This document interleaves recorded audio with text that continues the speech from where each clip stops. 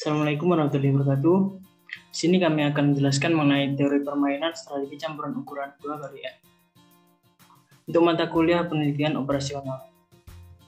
Di sini kami dari kelompok 13, Program Studi Teknik Industri Fakultas Teknik, Universitas Pembangunan Nasional Veteran Jawa Timur tahun 2022. Dengan dosen pengampu kami yaitu Ibu Eni Aryani. Dan untuk anggota kelompok itu saya Zulami Ulum NPM 20053 sebagai ketua. Nama saya Timothy Asolan Siburian, NPM 135 sebagai wakil. Saya Rizky Medan Krisnamukti, NPM 20150 sebagai anggota. Raffi Dananda Jatma dengan NPM 2003-2010-155 sebagai anggota. Baik, di sini saya akan menjelaskan studi kasus dalam dua perusahaan A dan B sedang dalam proses penentuan strategi promosi dalam menaikkan pangsa pasarnya. Perusahaan A mempunyai 3 strategi promosi dan perusahaan B mempunyai 4 strategi promosi.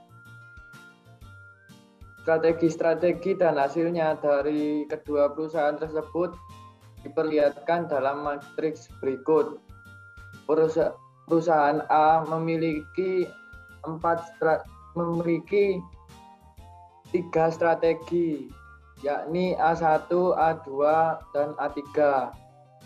Sedangkan perusahaan B memiliki 4 strategi promosi, yaitu B1, B2, B3, lalu B4. Kemudian dalam soal studi kasus ini yaitu tentukan strategi promosi optimum dari kedua perusahaan tersebut.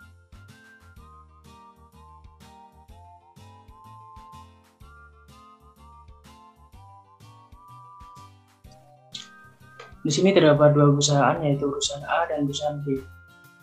Untuk persyaratan perusahaan A, semakin besar nilai yang akan dipilih akan semakin besar pula keuntungan yang dicapai.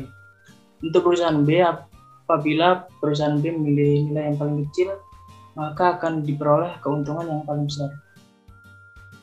Di mana apabila perusahaan A memilih A1, maka perusahaan B akan memilih B3. Apabila perusahaan A memilih A2, perusahaan B akan memilih B1. Apabila perusahaan A memilih A3, maka perusahaan B akan memilih B2. Apabila perusahaan B memilih B1, maka perusahaan A akan memilih A3. Apabila perusahaan B memilih B2, maka perusahaan A akan memilih A2.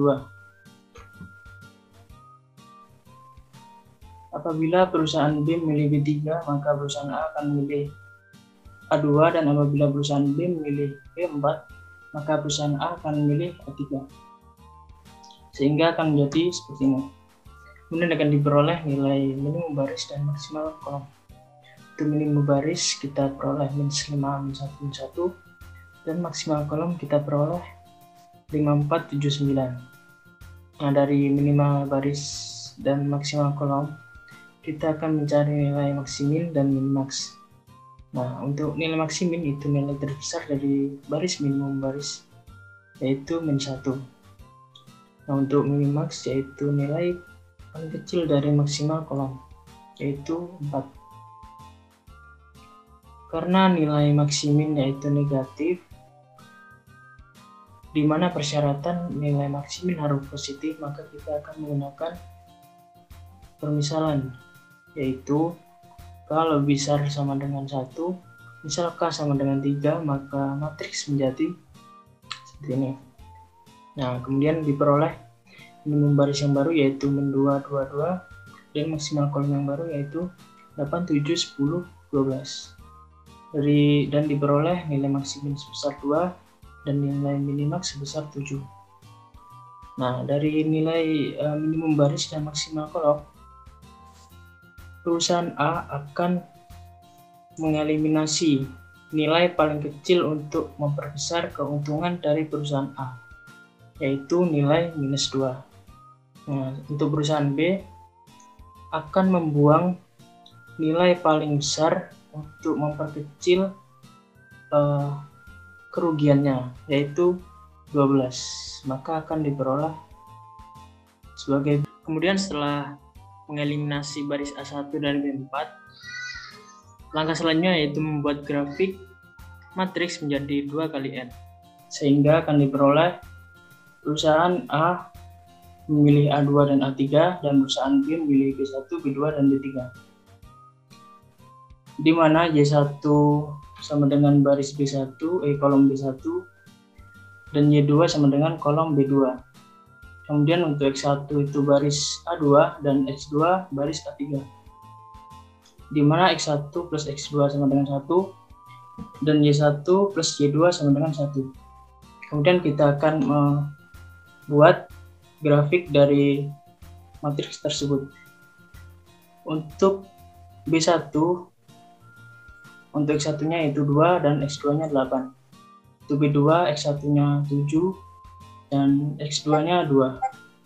Untuk B3 yaitu X1-nya 10 dan X2-nya 2. Kemudian dari garis-garis tersebut kita akan mencari daerah visible, di mana daerah visible itu daerah yang paling mendekati angka 0, yaitu daerah antara garis perpotongan antara B1 dan B2.